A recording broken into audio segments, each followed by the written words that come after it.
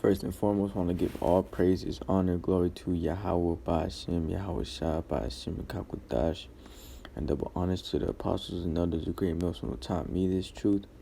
And shalom to the hopeful elect pushing and enduring in these last days. I'm just getting into a quick topic of the thief in the night, man. Because a lot of people want a sign before the end comes, They want some spectacular event to happen. But the scriptures speak about that, man. And I'm gonna just start it in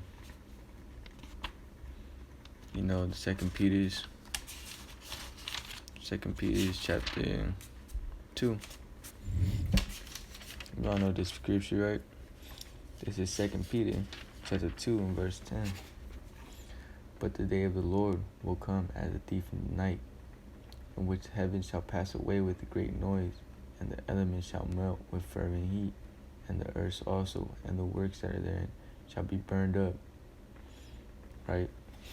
These times and stuff that we're coming into, man, is gonna come as a thief in the night, man. We're not gonna know the hour, but actually these 2/3 aren't gonna know, man. And these other nations, man, they're not gonna know when.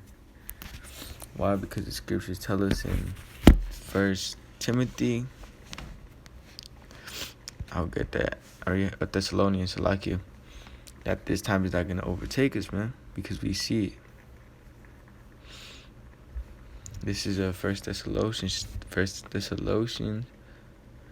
chapter 5 verse 1. But of the times and the seasons, brethren, ye have no need that I write unto you, for yourselves know perfectly that the day of the Lord so cometh as a thief in the night. Right? We know that it's gonna come as a thief. For when they shall say peace and safety, then sudden destruction cometh upon them as a travail upon a woman with child, and they shall not escape. Really, the 2/3, man. Because if you read down, it says, but ye, brethren, are not in darkness, that day should overtake you as a thief. Right?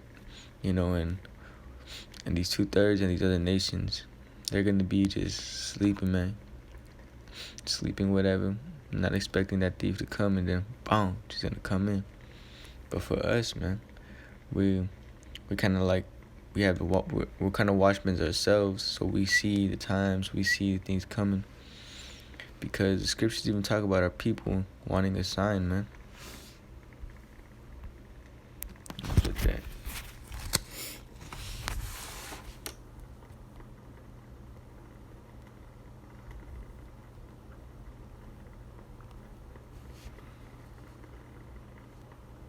This is Matthew chapter 12 and 34. Oh, generations of vipers, how can ye be evil, speak a good thing? Oh, Salakia. KJV, it's something to that effect.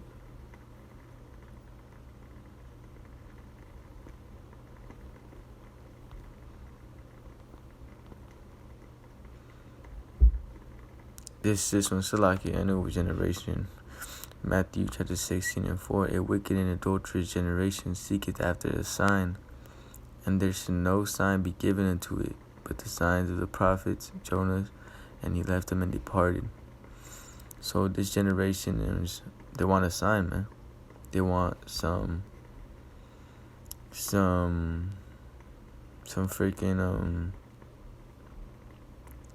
freaking miraculous event happening to them when they're just sleeping, and the Most High comes and wakes them up and be like, the time is almost coming. And if someone says that happened to them, man, they bullshitting. They bullshitting heavy. A lot of them Christians like to do that shit, man. They be putting on this. I be seeing some YouTube videos. They be like, Jesus gave me a vision and told me all this crazy stuff, man. I was just like, yo, knock it off, man. Like, that fool was most likely but he could be a Jake, because the scriptures talk about Israel having a zeal for the Most High, but not according to knowledge, But it was just straight up bullshitting about. That shit annoys me, man. But we know this day is not going to overtake us, and we see the signs, man. We see the signs. This is why,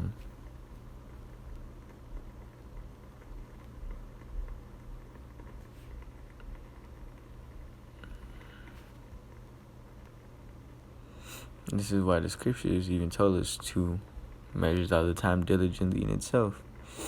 This is 2 Ezra chapter 9 and verse 1. He answered me then and said, measure thou the time diligently in itself. And when thou seest part of the signs which have passed, which I have told thee before, then thou shalt understand that it is the very same time when the highest will begin to visit the world which he made. Yeah, and you can read this whole chapter, man. It goes into kind of everything we're seeing in this time, man. Those are the signs that are going to be given to us. Let me get this real quick. I think it's in Peter when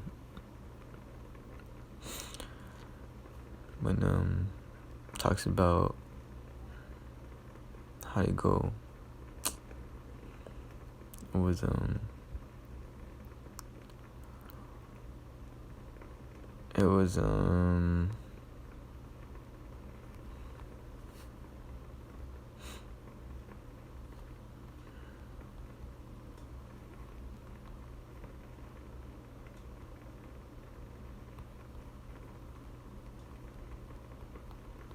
something to that effect.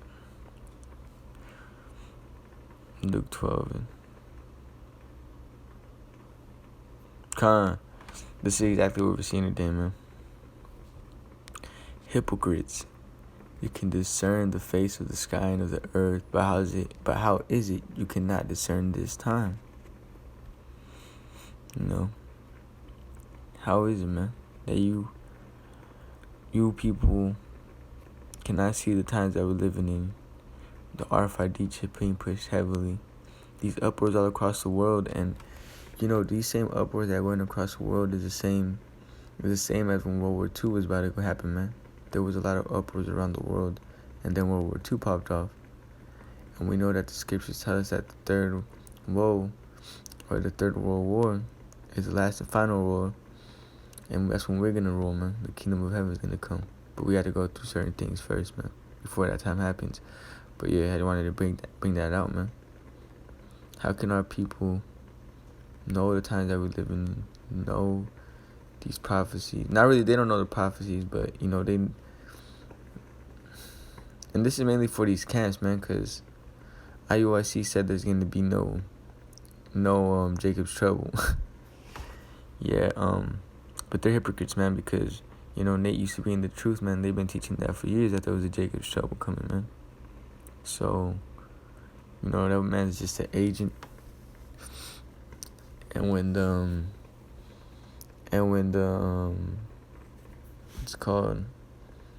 when the persecution was coming upon the Jersey shooting about the Hebrew Israelites, IUIC was nowhere to be found, man. So anybody following that camp, that doctrine, y'all need to get out of there, man, as soon as possible. If it be the Lord's will, man, because, hey, everything's according to the Most High. But this was just going to be a quick lesson of the thief not coming and taking us, but these 2/3 another nation. And with that, I want to give all praises to Yahweh, Ba'ashem, Yahweh Shah, Ba'ashem, Rakakwadash. Double honors to the apostles and elders of great Muslim taught me this truth. And shalom to the whole full elect pushing and enduring these last days. Shalom.